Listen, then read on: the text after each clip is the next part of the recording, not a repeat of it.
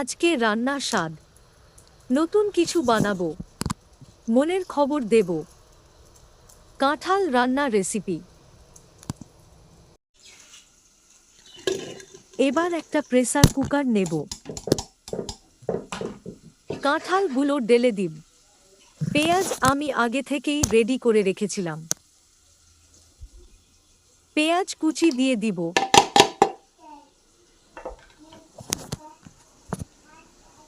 আদা ও রসুন বাটা রেডি করে রেখেছিলাম, 1 চামচ দিয়ে দিব।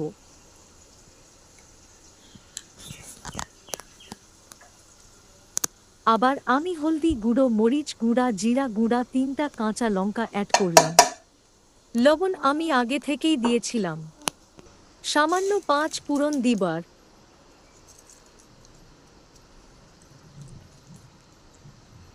তেল অ্যাড করব পরিমাণ মতো। আর বলেন কেমন লাগছে আপনাদের এই রেসিপিটা।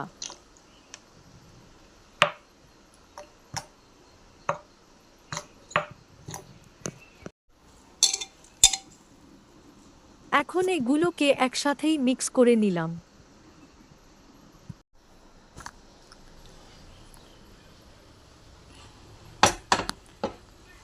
রান্না বসিয়ে দিব গ্যাস। কিছুক্ষণের জন্য রেখে দিব। হুইসেল বাজার অপেক্ষা রইল। হুইসেল এসে গেছে, এবার দেখো রান্না কেমন হয়েছে। আলহামদুলিল্লাহ, খুব ভালো হয়েছে। আপনারা বলবেন কেমন লাগলো এই রেসিপি।